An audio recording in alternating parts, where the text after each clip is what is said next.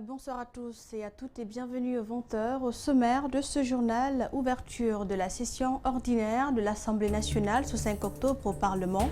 Elle va durer 9 mois. Les travaux seront concentrés sur l'examen du budget national, entre autres. Des hommes lourdement habillés en tenue militaire ont fait irruption au domicile de Bahouri le week-end dernier. Il n'y a pas eu de casse ni de violence. Le leader était en déplacement et le porte-parole de son parti dénonce une tentative d'intimidation.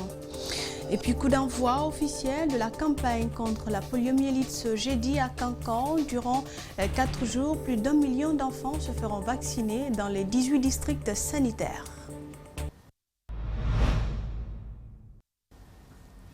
Ouverture de la session ordinaire de l'Assemblée nationale ce 5 octobre au Parlement. En application de la Constitution du 22 mars, cette session unique va durer 9 mois, informe le président Amadou Damaro Camara. Les travaux seront concentrés sur l'examen du budget national, la poursuite de la construction du siège de l'Assemblée nationale à Coloma. Nous y reviendrons dans nos prochaines éditions d'information. Ce week-end, des hommes habillés en tenue militaire lourdement armés se sont transportés au domicile privé de l'opposant Bahouri. Il n'y a eu ni casse ni violence. Les faits se sont produits alors que Bahouri est en déplacement à l'extérieur du pays. Le porte-parole du parti UDRG dénonce une tentative d'intimidation. Mamadou Kalisso et Lamine Silla nous signent ce reportage.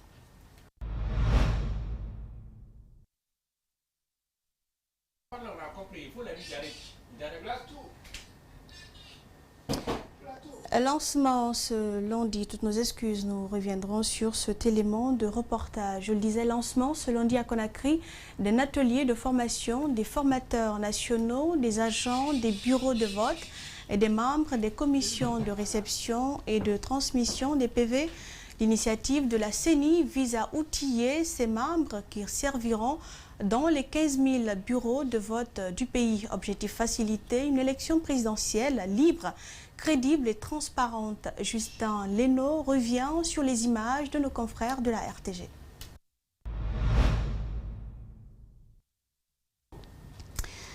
Pour des raisons techniques également, nous reviendrons sur cet élément de reportage. Dans le souci d'instaurer la paix dans le pays, le mouvement Champion pour la patrie a démarré ce lundi un atelier de formation à Conakry qui a pour thème comprendre les violences électorales pour mieux les prévenir et la paix en jeu pour un développement durable. Cette formation a connu la présence de plusieurs personnes au sein de l'organisation. Le compte-rendu est signé Djinabou Bangoura et Lamine Silla.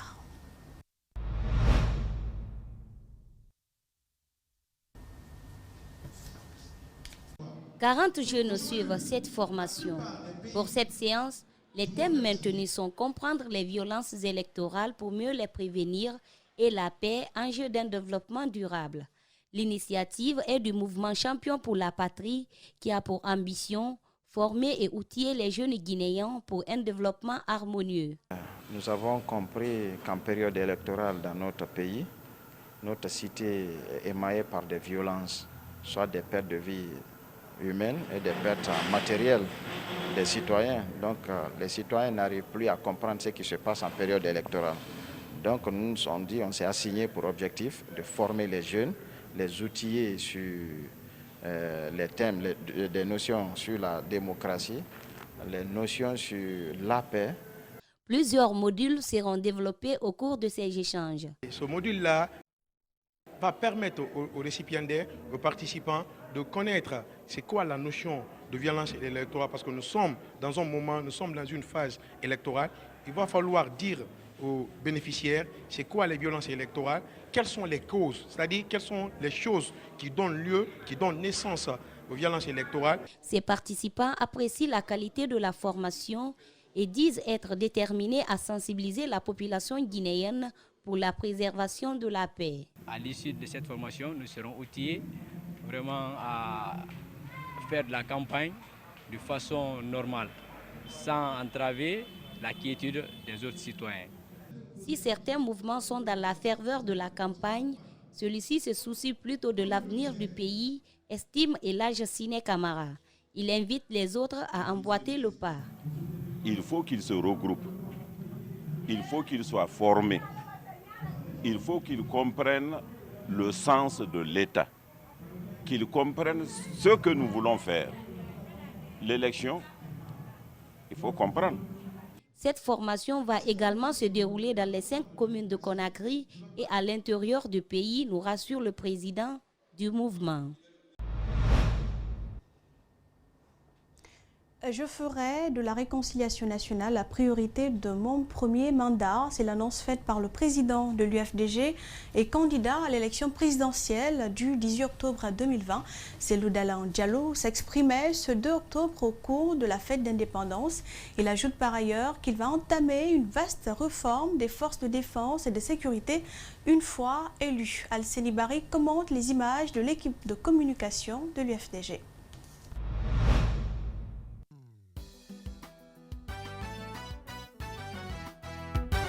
Dans son allocution du 2 octobre 2020, lors de la fête d'indépendance, Cellou Dalein Diallo a d'abord rendu un vibrant hommage au peuple de Guinée et salué les pères de l'indépendance avant de revenir sur les enjeux de l'élection du 18 octobre 2020. L'élection présidentielle, acte majeur de notre République, n'a pas tenu ses promesses tant en 2010 qu'en 2015. Après les déceptions et la vie douloureuse de notre peuple, au cours de la décennie écoulée, le scrutin du 18 octobre 2020 doit être une étape de délivrance et d'espoir. Cellou Dalein estime être l'alternative crédible pour sortir la Guinée de l'ornière. L'Union des forces démocratiques de Guinée m'a de nouveau fait confiance en choisissant ma personne pour porter sa volonté et son espérance en vue de prendre en main le 18 octobre prochain le destin de notre pays. Je voudrais que cette confiance soit aussi celle de toute notre nation, pour qu'ensemble, au lendemain de cette échéance, nous construisions la Guinée que nous appelons de tous nos voeux, une Guinée unie et prospère. Le leader de l'UFDG déplore ce qu'il qualifie de violence d'État et ethnique orchestrée par le régime en place. C'est pourquoi je ferai de la réconciliation des Guinéens l'une des principales priorités de mon premier mandat. Dans les 6 premiers mois, je mettrai en œuvre les recommandations pertinentes de la Commission provisoire de réflexion sur la réconciliation nationale. Cellou Dalein prêche la paix et le pardon, le droit à la justice, à la vérité, la réparation et les garanties de non-répétition seront les leitmotifs de son gouvernement, une fois élu, rassure-t-il. Il ne s'agira pas d'une vengeance, parce que la vengeance crée de nouvelles injustices qui elles-mêmes appelleront à être vengées. Il ne s'agira pas non plus d'une chasse aux sorcières. Il s'agira de vérité, de pardon, d'acceptation. Plus loin, il indique quand il sera au pouvoir, il va entamer la réforme structurelle des forces de défense et de sécurité. Nous instaurerons une nouvelle doctrine en matière de maintien d'ordre qui donnera la priorité à la protection de la vie humaine. Aucune bavure ne sera tolérée. Nous avons besoin de forces de défense et de sécurité républicaines et entièrement dévouées à la défense de l'intégrité territoriale et à la protection de nos populations. Il ambitionne également de faire la réforme de la justice. Aussi, l'égalité des chances de tous les Guinéens. Il promet aussi de lutter contre la corruption et le chômage des jeunes. S'unir pour sauver et protéger la Guinée, c'est l'objectif que s'est fixé un pacte pour une nouvelle Guinée en abrégé ING. Selon dit à la Maison de la Presse, ils se sont affirmés face à la situation sociopolitique qui prévaut dans le pays. Idrissa Diallo, Aminata Wilsema et Aliouba pour le compte-rendu. Vous avez violé votre serment de respecter et de faire appliquer les lois de la République. Ils ont décidé de sortir de leur silence et jouer leur partition dans la vie sociopolitique de la Guinée. Impact pour une nouvelle Guinée est une association de jeunes créée en 2009. S'unir pour sauver et protéger la Guinée est une préoccupation pour ces jeunes qui estiment que les 10 ans de gestion du régime actuel n'est pas satisfaisant. La jeunesse est devenue le cheval de bataille des politiques. Quand ils ont besoin de leur pouvoir, ils nous font appel pour des miettes. Et après, ils nous oublient dans nos quartiers. Nous, jeunes, devrions prendre le destin de ce pays entre nos mains. Nous devions chercher à éviter toujours d'entendre dans la bouche de ces leaders « Vous êtes l'avenir de ce pays ».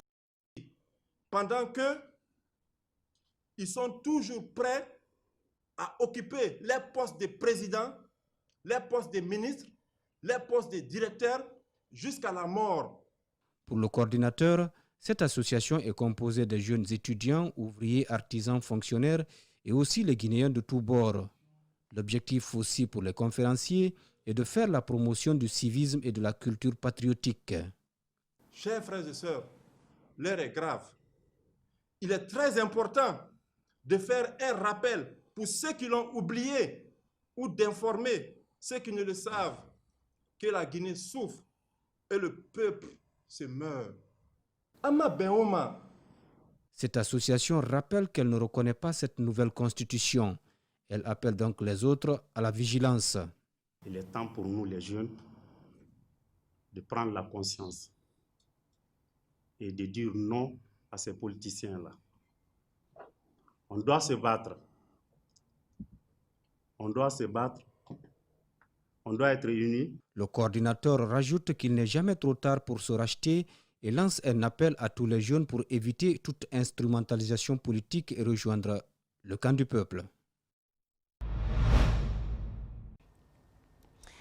La Fédération syndicale professionnelle de l'éducation, en abrégé FSPE, a commémoré la journée internationale de l'enseignant ce lundi à la Bourse du Travail. C'est en présence des représentants de toutes les sections de la FSPE, de la ville de Conakry et ceux de la CNTG que s'est tenue cette célébration. Les enseignants ont profité pour attirer l'attention du gouvernement sur leur situation difficile. Ils ont ensuite rendu hommage aux anciens syndicalistes vivants et décédés qui se sont battus pour la cause des enseignants. Reportage André Mossi, Milimono, Ibrahima Sori Kamara. Après le meeting de Lambagny, les militants du PADES se donnent rendez-vous à Matoto pour une rencontre avec leur président. Dr Ousmane Kaba, face à ses soutiens, a égrené quelques points phares de son projet de société avant d'inviter les Guinéens à voter PADES le 18 octobre prochain. Le premier point, c'est l'unité nationale et la démocratie. Le deuxième point, c'est la route, les chemins de fer en Guinée, partout. Le 18 octobre, tout le monde va voter PADES. Le 18 octobre, surveillez les urnes, personne ne doit voler. Le PADES prévoit d'aller battre campagne dans les régions du pays. Mais Ousmane Kaba exprime sa crainte. On ne peut pas faire les élections uniquement à Conakry sans faire campagne sur toute l'étendue du territoire national. Je sens que nous allons commencer à avoir des problèmes. D'abord parce que les routes sont très mauvaises en Guinée. Et lorsqu'on va commencer le voyage, chaque fois que l'on va traverser une ville, on va nous dire que ce n'est pas le jour du PADES, ce n'est pas le jour de tel parti ou de tel parti. Si on le fait, ça veut dire que la campagne ne sera plus possible à l'intérieur de ce pays. C'est très important. Donc j'en appelle au gouvernement, à la CENI, à toutes les autorités, de donner la liberté à tous les leaders de voyager partout où ils veulent en Guinée, que ce soit le tour de leur parti ou pas dans telle ou telle localité. Les responsables du PADES se disent être choqués par l'attitude des autorités de Matoto qui ont annulé la tenue de leur meeting, initialement prévu au stade de Cabinet Kouyaté. La mairie avait pourtant donné son autorisation. On nous avait programmé sur Matoto, au stade de Cabinet Kouyaté. À la dernière minute, il vient nous dire, la commune, le maire de la commune vient nous dire que non, ce n'est pas notre tour, c'est rentrer ici, c'est sorti par là. Donc on n'avait pas de choix. Comme nous, on veut, c'est un parti de paix, on a pris nos militants irresponsables, nous sommes venus sur le terrain de CBK. Il a en outre dénoncé et condamné la confiscation du matériel électoral de son parti à la frontière guinéo-sénégalaise qu'il qualifie de provocation et d'abus. Le coup d'envoi officiel de la campagne contre la poliomyélite a été donné ce jeudi à Cancan par le conseiller politique du ministère de la Santé. Pendant 4 jours, plus d'1 million d'enfants âgés de 0 à 5 ans sont concernés par cette campagne dans les 18 districts sanitaires des régions de Cancan, Farana, Zérékoré et de l'Abbé. Alpha Omar Koïta. C'est le centre de santé Salamani dans la commune urbaine de Cancan qui a servi de cadre ce jeudi au lancement officiel de la campagne de vaccination contre la poliomyélite en République de Guinée. La notification de 18 cas de poliovirus dérivés de type vaccinal circulant rapportés dans les régions de Cancan, Farana et Zérékoré les 22, 24 juillet et 22 septembre 2020 constitue une urgence de santé publique. Faisant suite à cette déclaration officielle du ministre de la Santé sur cette épidémie, le 7 août 2020, les partenaires techniques et financiers se sont mis à pied d'œuvre en Guinée. La vaccination est le meilleur moyen de protection des enfants contre la poliomyélite, rappelle le représentant de l'UNICEF. C'est pourquoi Pierre Ngom invite les différents acteurs à s'y investir positivement. La polio est une maladie redoutable qui peut handicaper un enfant à vie. La vaccination est le meilleur moyen de protection des enfants contre la polio. Le vaccin qui sera administré est homologué par l'OMS, donc sûr, efficace, disponible et gratuit pour tous les enfants cibles. Pour Almami Simbali Kamara, représentant monsieur le gouverneur à la cérémonie, le choix de la région de Cancan pour abriter le coup d'envoi officiel de ces journées de vaccination n'est pas fortuit. Les districts sanitaires de Cancan, Mandiana, Kouroussa et Sigiring ont notifié des cas de poliovirus dérivés, dont Cancan 4, Mandiana 6, Sigiring 2, Kouroussa 1. Pour nous, le seul indicateur de performance reste et demeure le vert pour tous les districts sanitaires concernés lors de l'évaluation finale de cette campagne. La présente campagne de vaccination contre la poliomyélite qui se déroulera du 3 au 6 octobre 2020 dans les 18 districts sanitaires des régions de Cancan, Farana, Zérékoré et de l'Abbé touchera 1 195 000 enfants. Le président de la Fondation des personnes vivant avec l'albinisme en Afrique est arrivé ce week-end à Conakry sur invitation de la Confédération nationale des albinos de Guinée. Durant son séjour, Mohamed Bamba Diop tentera de nouer des partenariats avec les autorités en faveur d'une meilleure prise en charge des albinos en Guinée. Idrissa Bari et Mohamed Bangoura.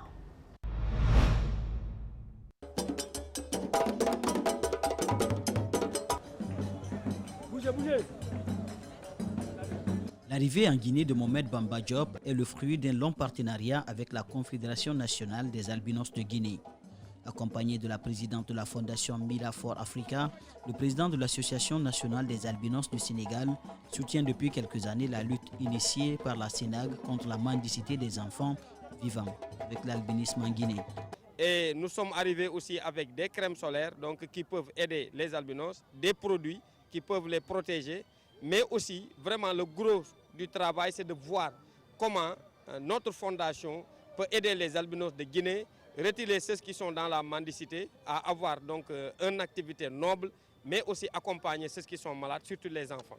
Au-delà de ces cadeaux, ces deux structures vont œuvrer pour la mise en place d'un centre multidimensionnel afin d'aider les albinos à apprendre des métiers pour leur autonomisation.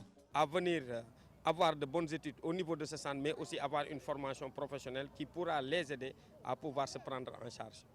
La Confédération nationale des albinos de Guinée se réjouit de cette arrivée de son partenaire sénégalais avec qui elle va mener quelques lobbies auprès des autorités.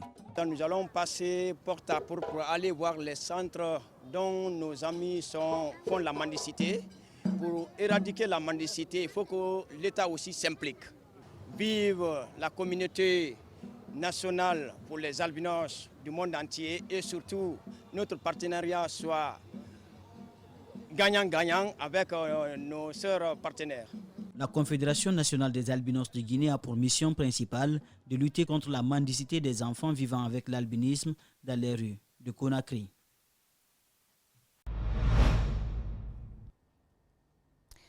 La Côte d'Ivoire a désormais un stade national digne de nom, ce joyau d'une capacité de 60 000 places. Baptisé Stade national Alassane Ouattara, a été inauguré le samedi 3 octobre dernier à travers une cérémonie grandiose présidée par le chef de l'État. En gala entre l'ISEC et l'Africa, 2 clubs rivaux a été organisé pour ouvrir le bal. Antoine Kourma et Ousmane Diomandé sont nos envoyés spéciaux en Côte d'Ivoire. Suivez. Il s'agit de l'un des stades les plus grands d'Afrique. Avec une capacité d'accueil de 60 000 places, ce bijou est le fruit de la coopération sino-ivoirienne. Pour son inauguration ce samedi, les Ivoiriens ont massivement fait le déplacement. En première ligne, le président Alassane Ouattara, qui a fait le tour du stade à son arrivée. Ce bain de foule a été couronné par l'officialisation du nom de ce patrimoine qui a été baptisé Stade national Alassane Ouattara de Côte d'Ivoire. Il abritera le match d'ouverture et la finale de la CAN que va organiser la Côte d'Ivoire. Pour cette cérémonie inaugurale, l'Africa Sport d'Abidjan et la SEC Mimosa se sont affrontés dans un derby passionnant. À l'issue des 90 minutes, ce sont les jaunes et noirs de la SEC qui ont remporté la victoire sur un score de 2-0.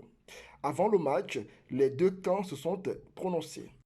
Vraiment, il n'y avait pas meilleure confrontation pour faire l'inauguration de ce magnifique stade. Vraiment, vous avez vu, les supporters ont répondu présent et on est fiers. C'est un objet que l'État de Côte d'Ivoire met à la disposition de nos différents clubs. Et je crois que c'est un sentiment de satisfaction. Nous sommes très satisfaits de ce joyau-là.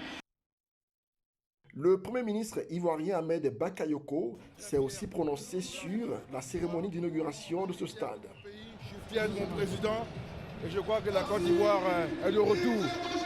Aujourd'hui, nous avons un tel stade en Côte d'Ivoire pour la jeunesse, pour les sportifs. Merci au président Ado qui chaque jour fait des réalisations concrètes pour le bien-être des Ivoiriens. Il faut noter que 4 autres stades sont en construction à travers le pays pour la CAN 2023. Ce sont les villes de Yamoussoukro, de Bouaké et de San Pedro qui très bientôt connaîtront les mêmes joies qu'Abidjan.